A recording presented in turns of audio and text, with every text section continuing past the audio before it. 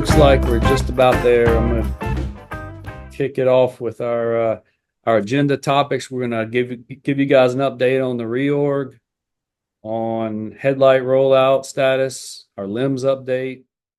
We're going to talk about our new change order limit thresholds that have been increased. You should check your email. You should have just gotten a new construction memo. Matt's going to talk to us about that. We're going to got a couple questions still about brick change orders that we're going to try to clarify. Quick talk on the late list, and then we're going to do a little follow-up on CE&I inspection. So without further ado, let's get going. So we have received approval. See if I can share. Can everybody, you guys can see the org chart? Yep. So we have received approval. I guess we have everybody on the call here. Everybody's good to go. Have 84 participants. All right, let's get going. We have received approval from the secretary for the district construction engineers. This is an org chart that we threw together this morning. And you'll see the operations, the DAs, the district construction engineers, which will be a new position, will report to the district administrator. And we'll have a dash line coming over to Office of Engineering, Headquarters Construction, where we're involved. And how I think the way it states it on the T4LA is that these positions will work in lockstep with Headquarters Construction. So we will retain the reporting structure. We're creating the new positions for the engineer 8s as designated by these numbers, and the project engineers are moving up to engineer 7s. So all of these changes are going to be kicked off the first part of the year. We're shooting for February, having everything turned in for final approval with HR and civil service, and we're going to be hiring these positions as soon as possible. So we have 3 area engineers, or 4 in some cases in some districts, and the plan is been working with Chad Robeek and Todd Donmeyer. We're going to take those area engineers. We're going to convert one into the ADA of construction, and one is going to be the ADA of maintenance. And then the maintenance will have an assistant that reports to them, and that's how those positions will be divided up. This is just showing the construction side of that. Is it going to be a ADA or construction? Well, we call it district construction engineer, but they are, the operations side wants to use that nomenclature, ADA of construction, ADA of maintenance, and that's fine with us. All right, next on the agenda. See, I talked about the timeline, so we'll have those jobs posted as soon as possible. And interviewing, and we've submitted and been approved for an exemption during the hiring freeze to fill these positions, and we'll be moving forward at first of the year and hiring as soon as possible.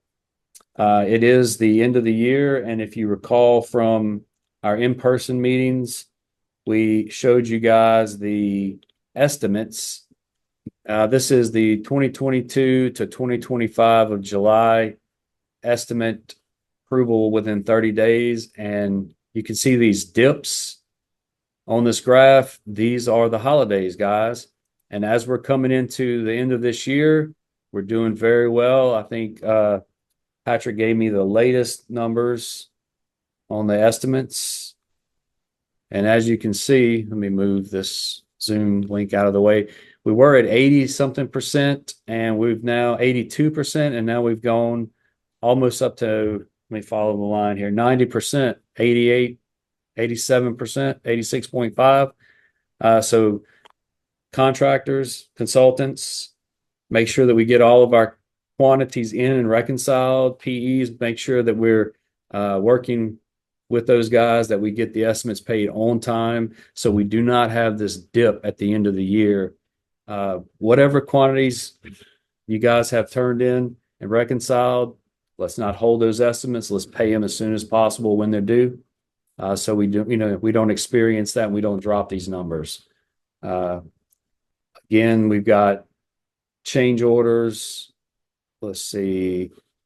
we're doing a lot better. We pulled the numbers all the way up to October, and we're continuing this downward trend. So great work, guys. We're reducing these numbers. We're getting things done. The average that month was like 16, 17 days to get the estimates on average. So seeing great numbers. Let's move on to the project viewer. So as you guys are aware, and we made you aware that the outward facing website is our new project viewer, and they were calculating the end dates. So we came up with the form in Headlight that allows our project engineers to put the actual date in there. That is now synced to the live website. So we are pulling that information from Headlight onto that outward facing website, and we're still not at full compliance. Let me pull up the latest numbers. I think it's this one, guys. Yep.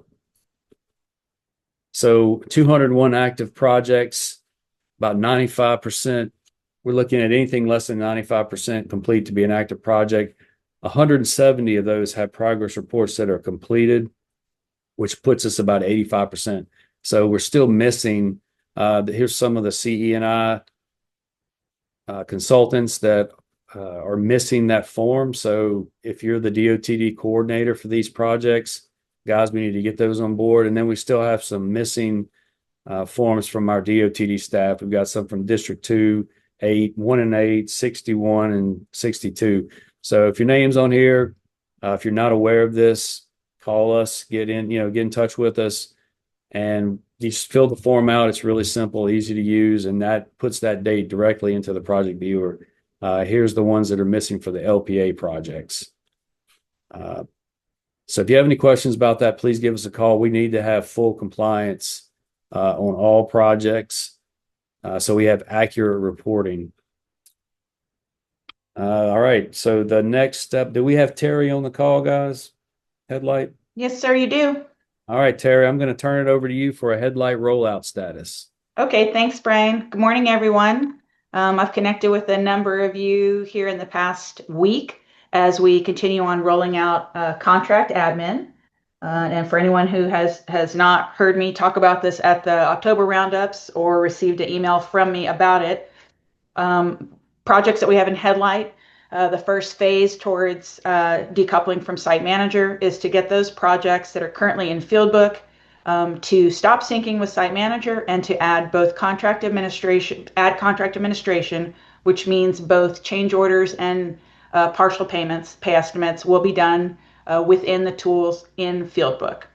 And so where we are at with that right now is we are in progress. There are two different processes that my team is working on. One is if there is a new project, it's fresh and clean when we do the project import process that we normally do. Most of you are expecting this, but you get an email from us that says, hey, your project is ready to be ready for the Headlight-Only transition.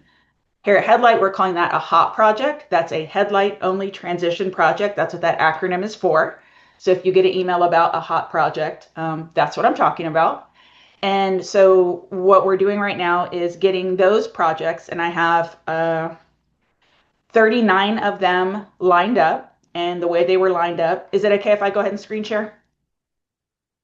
Okay, so to get started and to kind of, let folks opt in, Les, on my behalf, sent out an email and said, hey, we want to get you guys in Headlight-Only for your projects. And we had... Sarah, Yes, sir? what screen are you sharing? Oh, my goodness. I thought I was sharing this one, my Chrome screen. It should have a spreadsheet on it. All right, now I can see it. Oh, well, that's helpful. I guess seeing it is much better than trying to imagine it. Thank you for letting me know.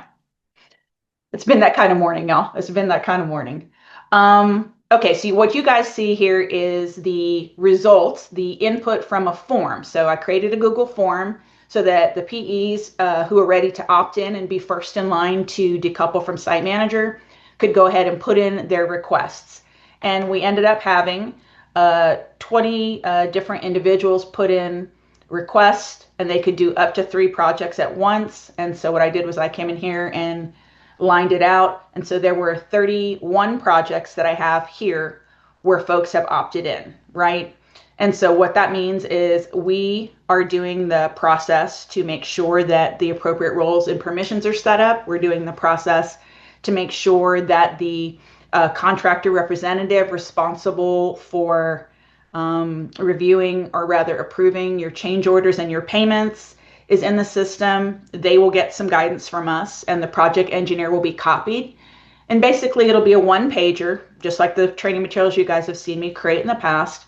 And that one-pager says, hey, you used to do this process here. Now this project is headlight only, meaning you will go here, screenshot, to review and approve all change orders and payments. And it's a screenshot of the dashboard, and it gives them a couple of steps of what to do, and then our support information if they need help or have any questions.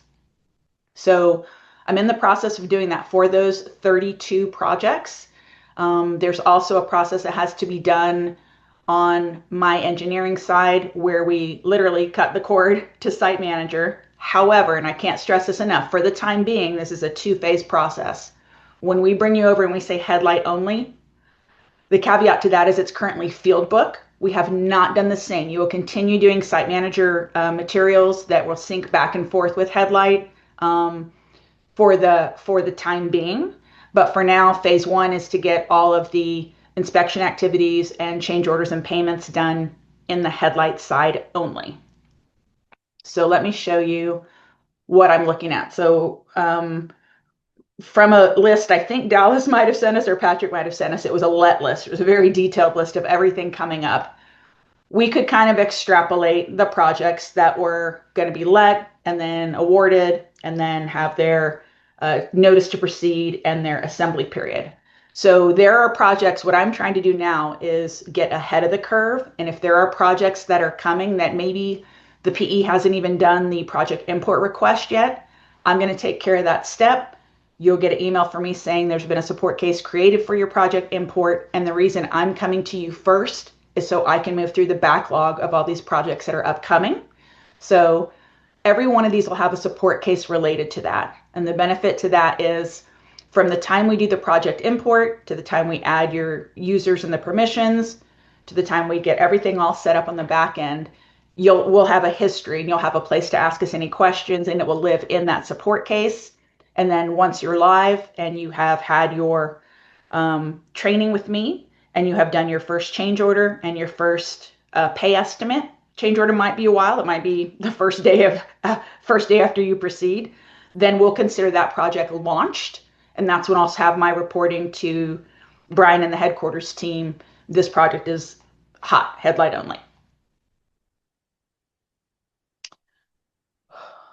So what that means is before you will get a notification from Headlight that would say, from the support team, that would say, hi, project engineer, your project is live and you've been added to it.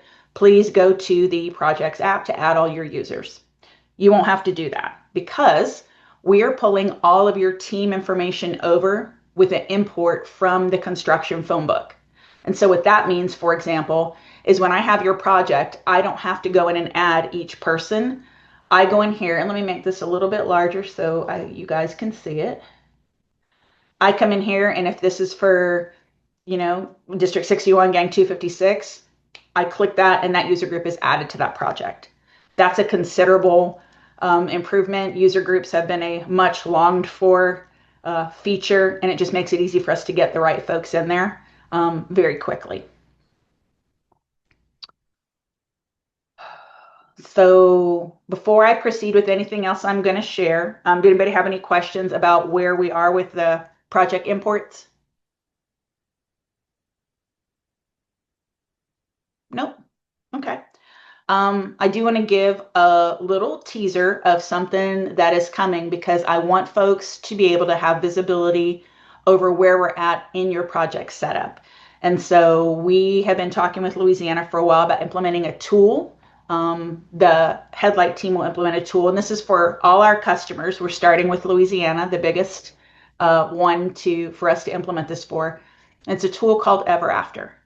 And I'm really excited about this because this is going to give visibility when people want to see what open support cases I have, or my team has, or my district has, or globally across the organization, if Les or Matt or Brian or Patrick or Dallas or whomever wants to go in and see the status of a support case, we'll have that visibility in the system. And so I just want to give just a little sneak peek. I'm building several things out for Louisiana. You can see cases all time. There'll be different widgets that you can open to see cases by district, cases by unit. You can search by individual. There'll be multiple tools in there. And the other part that I'm working on right now is the tool that I will use to go through until it's all fully automated, which will probably be, I would say, February, to where my team will not need to go in and do any individual steps, assigning the PE, the office manager, et cetera, making sure they have the correct permissions so that when they are on a workflow, the system already knows who they are and that they hold that role in that project. So you're seeing in the build form, this is where I create this stuff, but I'm excited to roll it out here in Q1. We'll start with the headquarters level, and then once we get it looking the way we want, we're going to broaden that and trickle it down so that this can be a tool for district engineers, assistant district engineers, and the project engineers to be able to have visibility over what their folks are doing with Headlight at any given time. So the two rolling out together will be nice going hand in hand. Harry, there's a question in the chat about LPA projects with, oh, Matt responded. Ooh, Never thanks, mind. Jones. Do you want to, did I need to say, did you puppet something for me, or is it an answer I didn't know? Do you know? No, I mean, it's something you're aware of, but basically, and I was trying to finish it, but once Caitlin jumped in, I went ahead and just hit enter. But yes, we are eventually going to roll this out to consultants, LPAs, things like that. But we're trying to get DOTD up and running first because, of course, if y'all have questions, consultants, if y'all have questions, you should be going to your construction coordinator associated with that LPA project. And we want to make sure that all of our folks are trained up and understand the estimates, change orders, and eventually, the material side before we roll that out to y'all so that, again, if y'all need some additional support, we've got people in the field that can help y'all with that. Okay. The last thing I want to say in closing, if no one else has any other questions about it, is I said in the beginning there were two kind of prongs of this process. There's the new projects, and then there's existing projects. And so this is what we're coming up on doing this week. I should have several of them that I'm working on, working through with my engineering team. And the other prong is existing projects, getting them into Fieldbook, Headlight-Only, and making sure that the previous change orders and the previous pay estimates populate in the project like they were always there from the beginning. So it will take the items that are in Site Manager for your change orders and your pay estimates. It will transmogrify it and put it in the format that you see in Fieldbook. I'm making the complete assumption this will go absolutely swimmingly and there will be no bumps in the road whatsoever. But having said that, we learned as we go, and during our pilot, there were a lot of things that the user feedback helped us to iron out quickly. So I'm anticipating the same process here. And then there'll be a member of my team who is pretty much working full-time and bringing over existing projects. This will have to be a very carefully coordinated process. And for the reason being is, if we switch you over, so we pull that giant thing, chunk, and electricity goes everywhere, Frankenstein comes to life, and you have DWRs that are pending or DWRs that are in some status not approved, that could cause a problem. So if you had one that a inspector had submitted and maybe you had reviewed and it was pending approval in Site Manager, and we turned that link off, we would not be able to approve those in the complete way. So this will not be a surprise. You'll be coordinated with. There will be message to you. We will talk about the date. Before we hit the switch, we will confirm with you again and look and make sure there are no languishing unapproved DWRs. That's really the only thing we have to look out for so that we just don't lose any, not lose any data, have to go back and recreate or pull anything back in from the back end, because when it quit syncing with Site Manager, it lost that connection.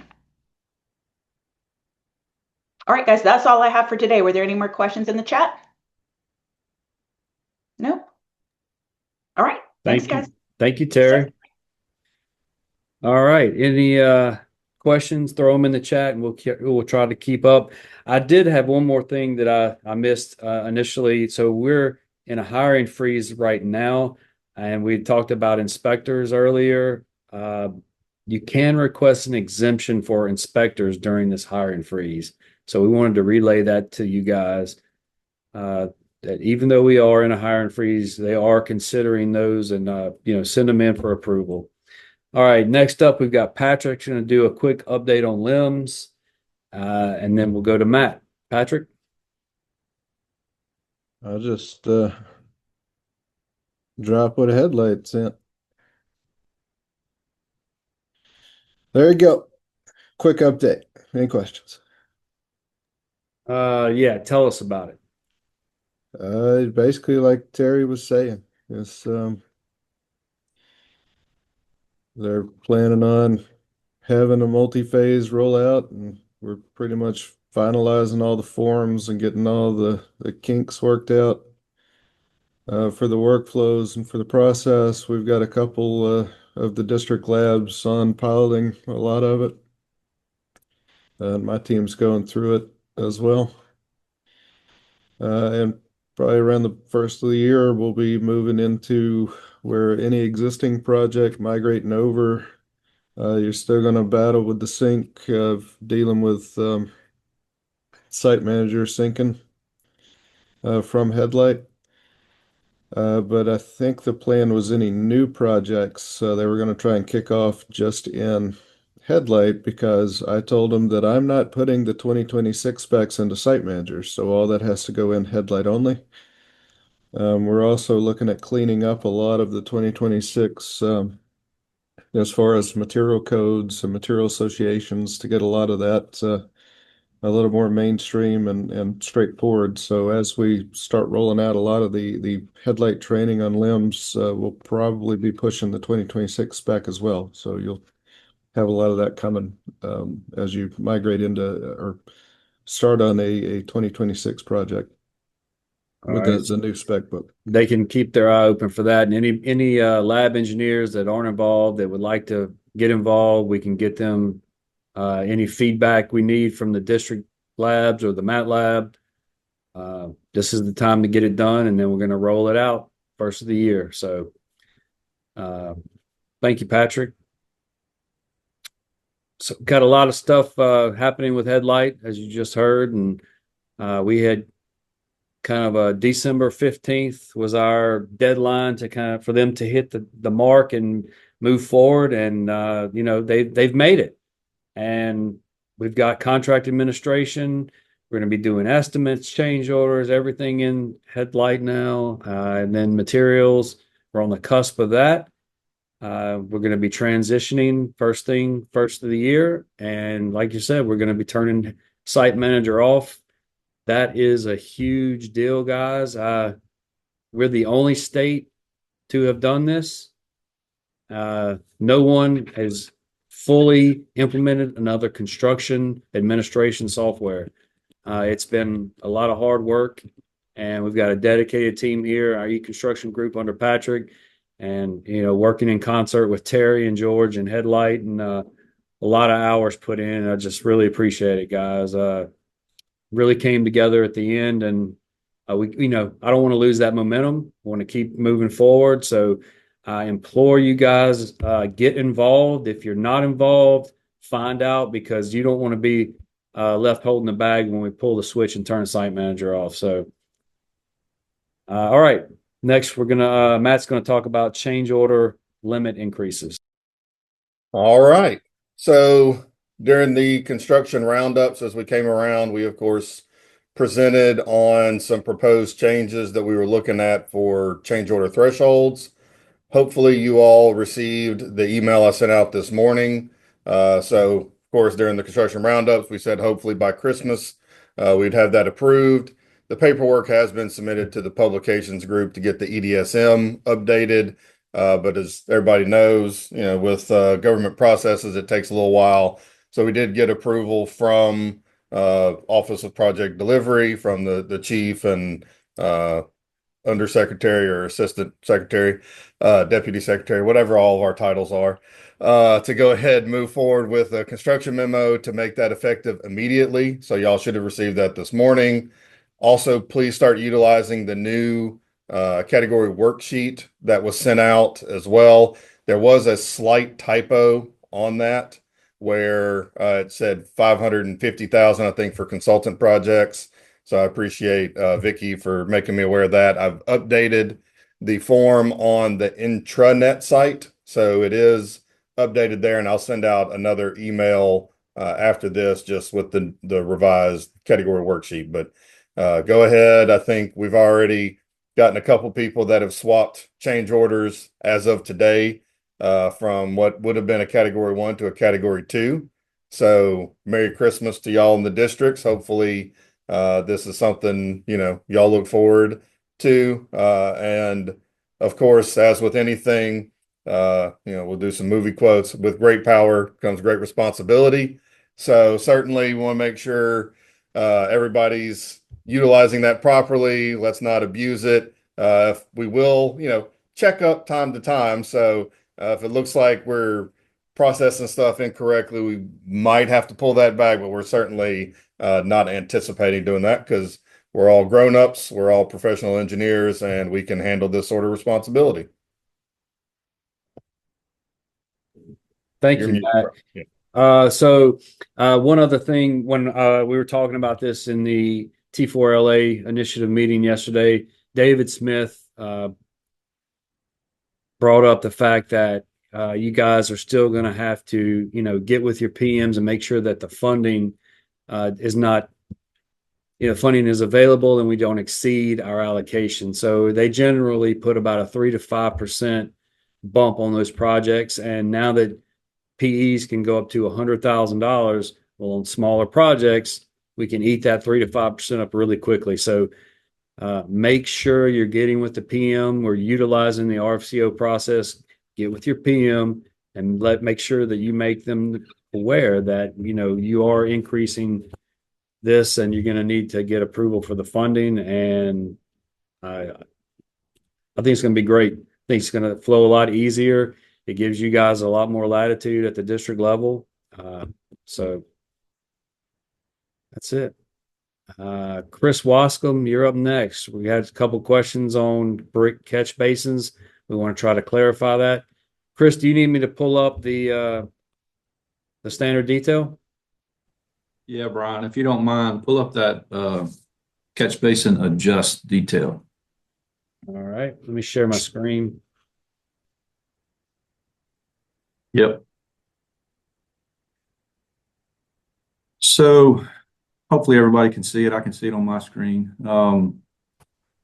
So at our last Roundup meetings, when we went to the in-person meetings, there was some discussion at some of the districts about adjusting brick catch basins. And I guess the short answer is we don't want to adjust brick catch basins with brick. We want to use concrete. So we want to be forming up and casting in place that top portion if we have to raise the catch basin. Brian, if you go to the top left corner of this detail.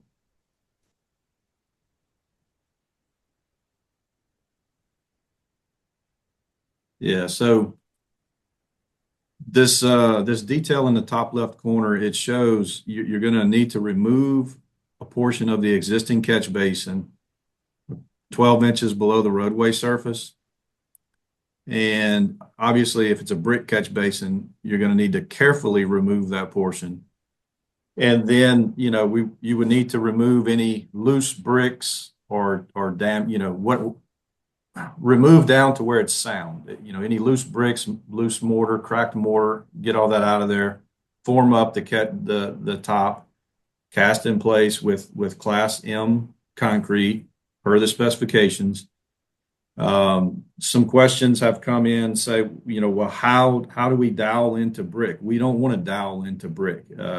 It's if you look at the PC01, the typical precast catch basin standard plan, you know, we do have an option for if the bottom unit is tongue and groove, they don't have to dial in. So there's actually, you know, there's really no need to try to dial into brick. We don't want to damage that bottom structure anymore.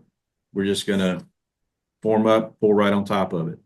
The reason being is, you know, we went away from brick catch basins long ago, and I know there are still some craftsmen out there that may be able to build a solid brick catch basin, but in general, concrete is going to be a lot stronger and it's going to last a lot longer. So we should have less maintenance issues.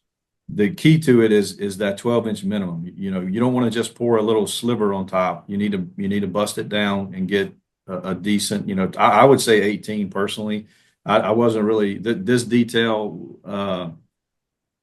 Brian, go back to the first part of it. Well, I guess they can see that section AA kind of down in the bottom there. It doesn't really show the 12-inch minimum. It just looks like, and this detail is meant for two purposes, either capping an old catch basin or converting it from a manhole to a catch basin. And I guess a third purpose would be adjusting it. So, you know, raising the grade up a little bit. It doesn't, and this detail doesn't really show the 12-inch minimum, but that top detail, it does show that. I think we probably need to look at revising this detail to show that 12-inch minimum in both situations. But we just want to, I guess, explain that, you know, we don't want to be using brick and we don't want to dial into brick. So if you have any questions, I guess seek out. If your plans call for adjusting brick catch basins and you don't have this detail, we probably need to, you know, get it either change ordered in or at least provide it to the contractor to where they have some guidance there. So I talked about using Class M concrete. An alternative would be if you have a situation where you need to, you know, get it open to traffic quickly, you can use like a rapid set patching product from the AML that could be used as well. Is there any questions about this specific issue? I don't know if there's anything in the chat. Y'all see anything? But anyway, so that's Brian. I'm not sure if there's anything you want to add to that. I did have one more topic to discuss. So some of you may have heard the temporary concrete barrier standard plan is being updated, and it hasn't been officially approved and provided with plans yet, but it should be very soon.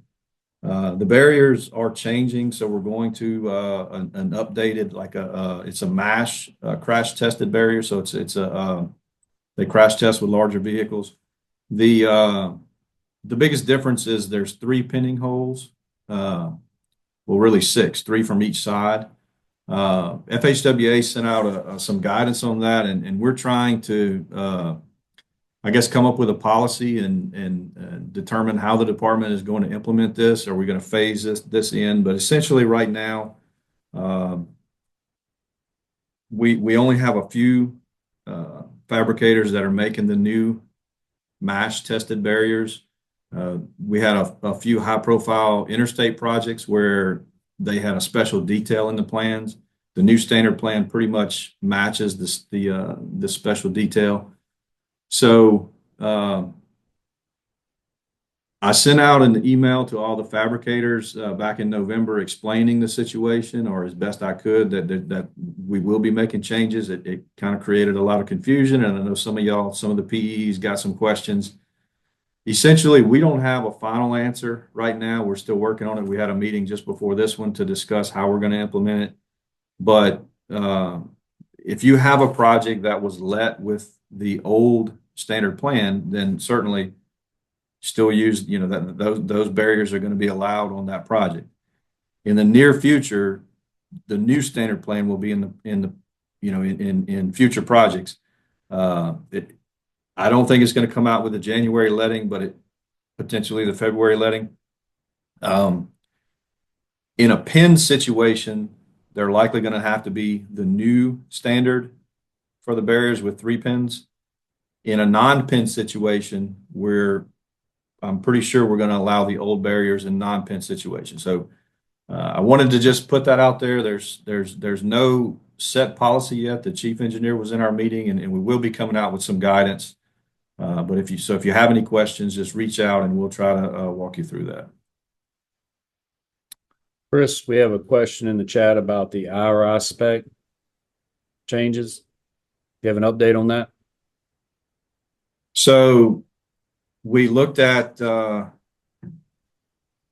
came about with we were updating 601 for concrete paving, and there's a new spec has been sent to the spec unit for review.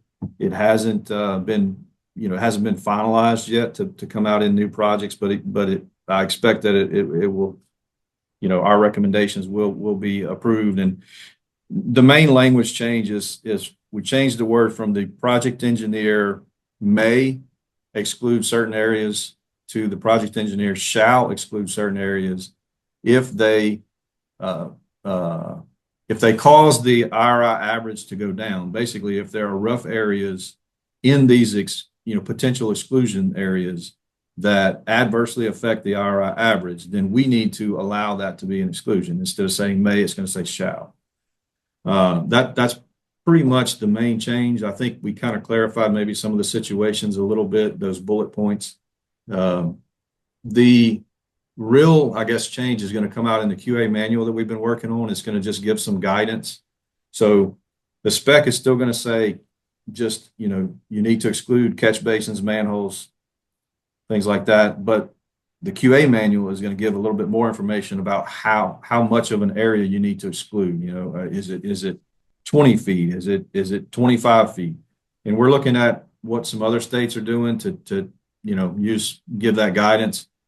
We're likely going to have some sort of illustrations in the manual to explain if you have a multi-lane road and the catch basin or the manhole is in the center of one lane, how does it affect the adjacent lane? If it's right on the lane line, then it'll affect both lanes. So things like that'll be in the actual QA manual. All right. Thank you. Any other questions about that? I didn't see anything else in the chat. Catch basins.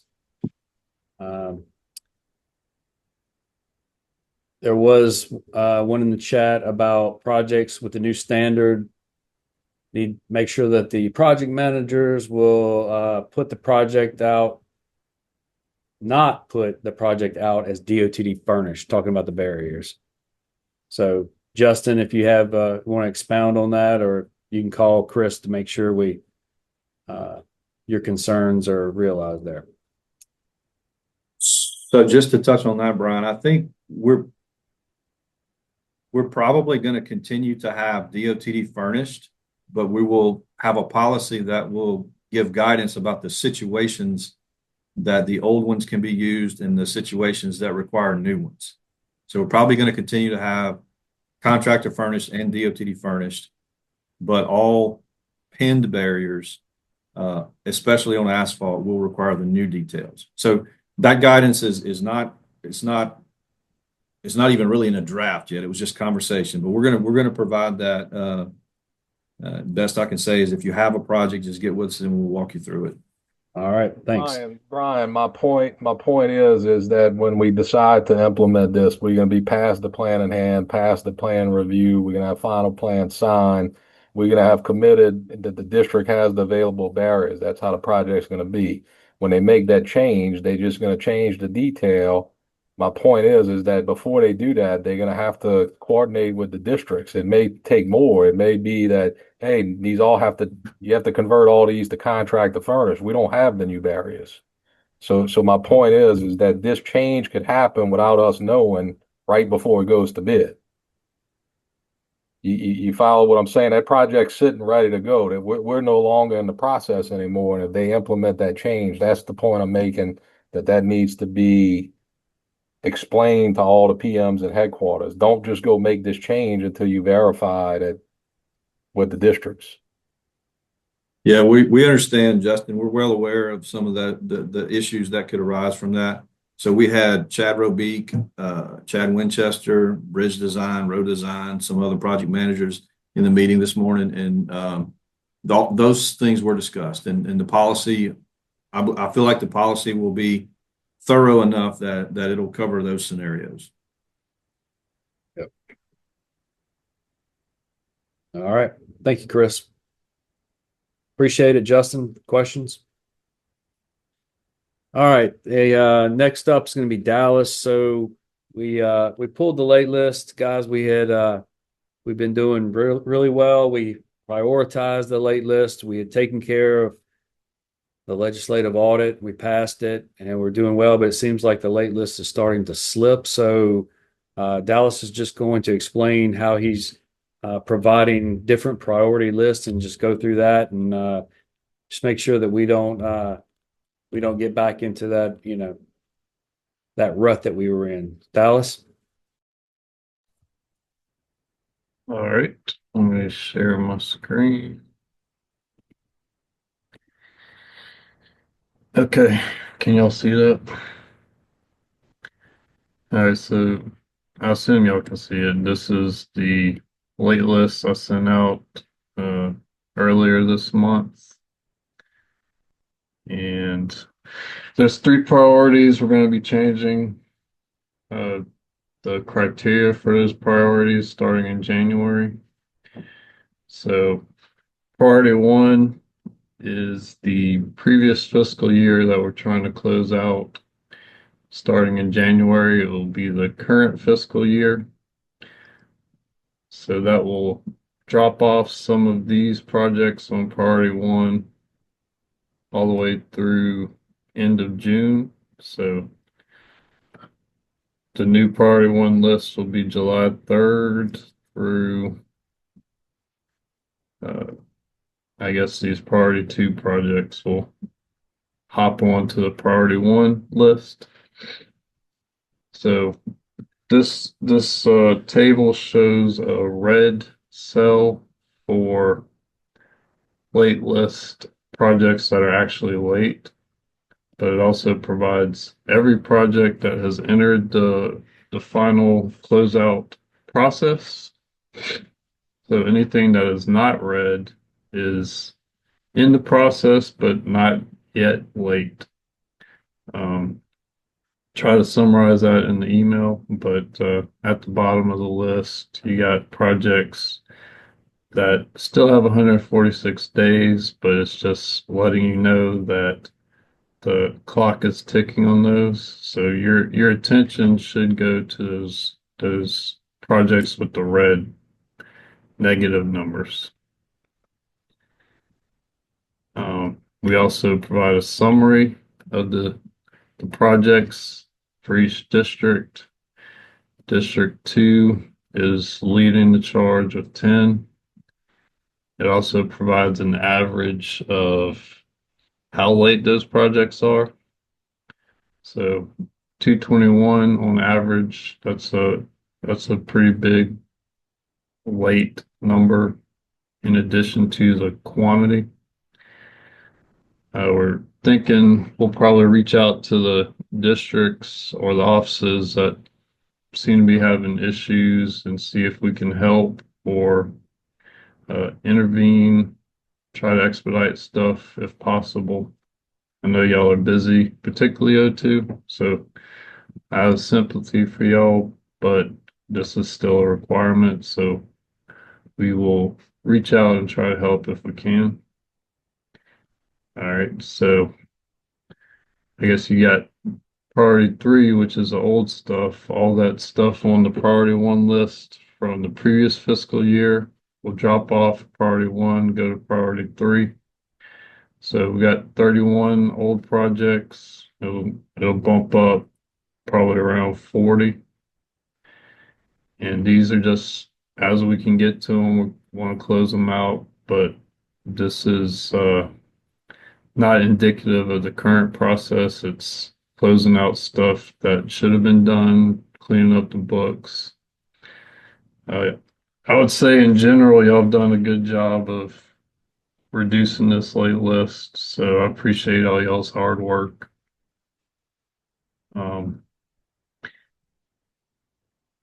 so I guess through the end of June, we'll only have priority one and priority three because we won't have the new fiscal year happening until after June. So that's what y'all will see. And Dallas, the reason for breaking these up into priorities was due to what the auditor is looking at, correct? Yeah, that's right. So the point was this used to be just one big list with all the projects, and we really wanted to focus in on the stuff that was current, and it wasn't as pertinent or immediate to clean up the stuff that has obviously been a problem for years. I mean, we had projects that were 5, 10 years old that hadn't been closed out, and that's not indicative of current process. So that's the reason that we broke it up into priorities. If we get to a point where we don't see this list being a major thing, we may be able to put them all together again. But we're also, I guess, constantly looking at ways to improve the final audit process and make it more efficient. Headlight should help with that.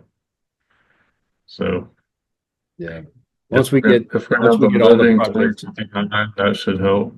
yeah, all the projects in Headlight by the middle of next year, and we'll have a dynamic process, for the 2059 where you can kind of see it as the project goes, and you see where your deficits are and where your needs are before the end of the project.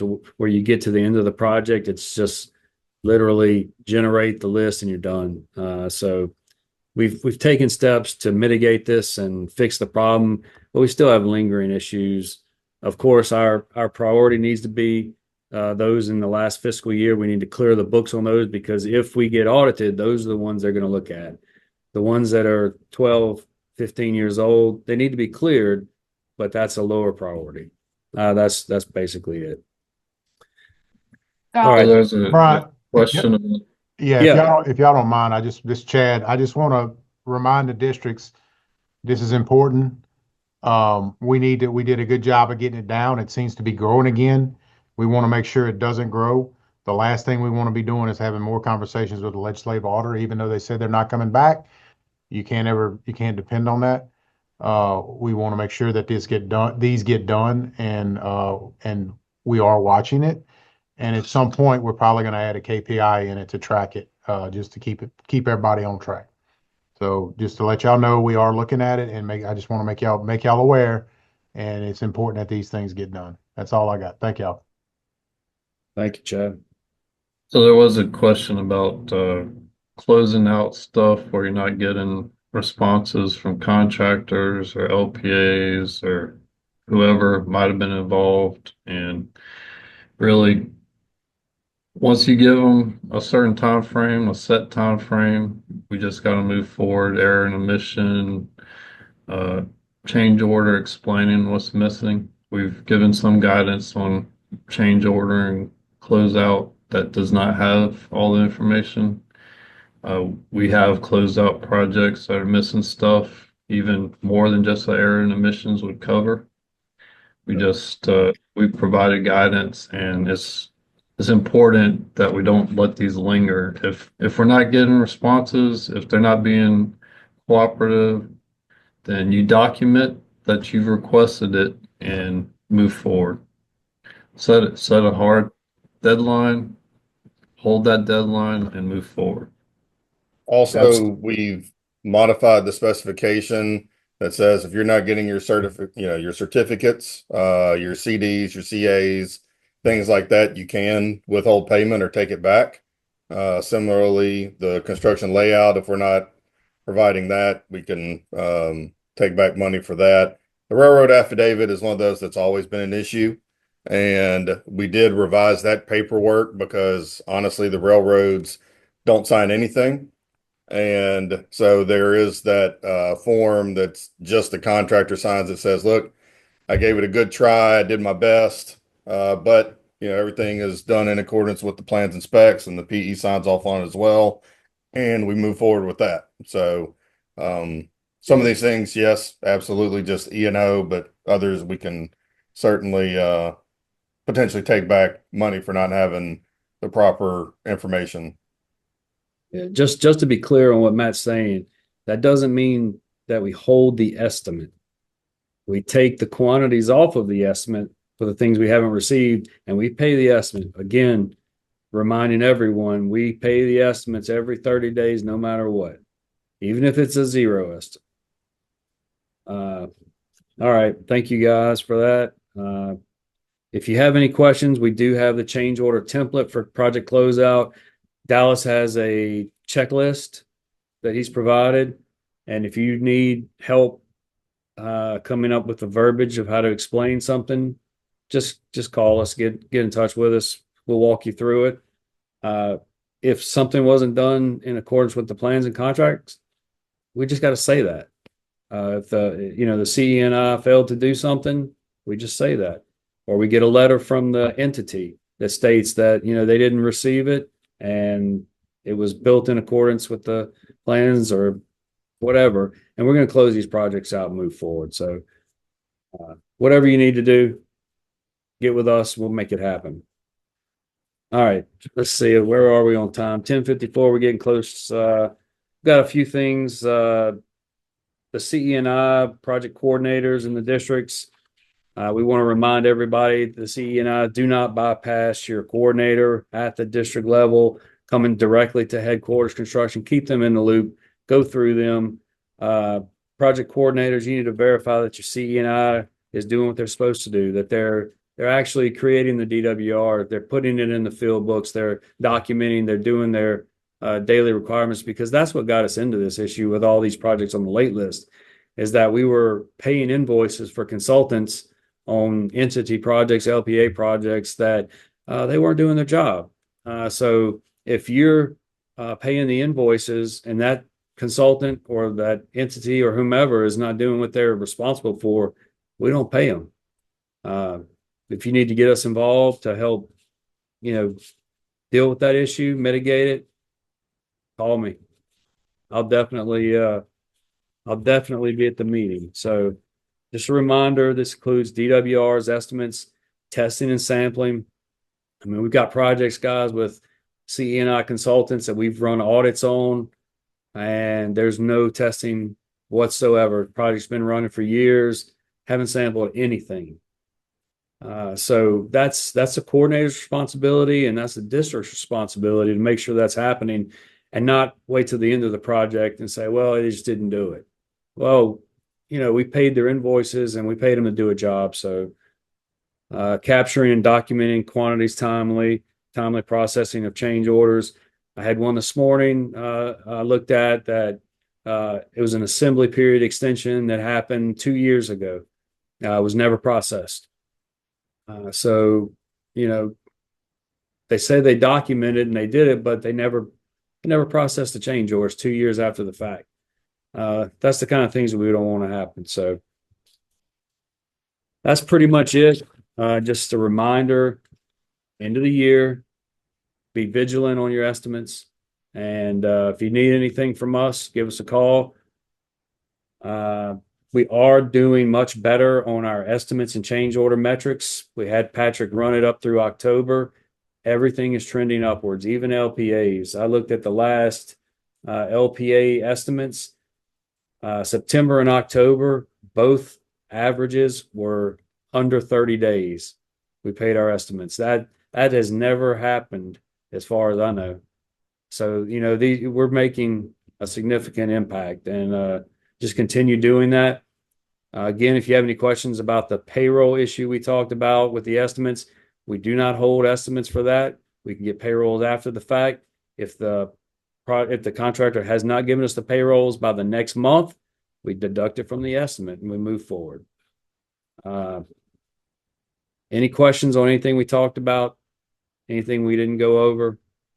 There's a new question in the chat. All right. Let's see. The contractor is still not using e-ticketing and the provision is in the contract. Can we withhold payment? Patrick?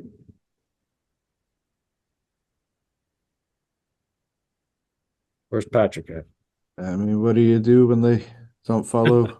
So from a contract standpoint, this is going out, the specifications in the contract, correct? Yeah, that's what they Yeah. said.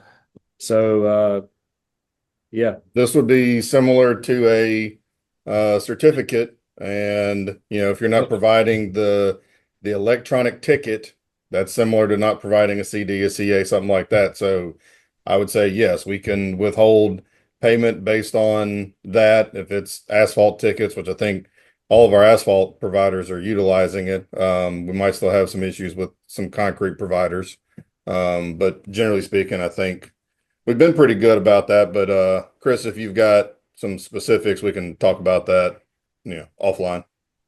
yeah, we So don't need to call So anybody. Brian, real quick, I was going to add, if you're having that from concrete companies, just let us know and we can consider pulling their certification. We can decertify that plant through the district lab engineers because that is a requirement now. So we can have that conversation with the concrete suppliers. Was there a question there? Okay, thought I heard a question. Nope. Nope. All right, guys, we're right at 11 o'clock. We've got about a minute left. This is it's been a great year. Communication and partnering and all the above. Guys, we're still at 100 people on this webinar. I think that's, you tend to expect these things to tail off as time goes on, and that's not happening. So obviously, this is working, and we appreciate your participation. Look forward to wonderful Christmas with your family, some time off. Happy New Year.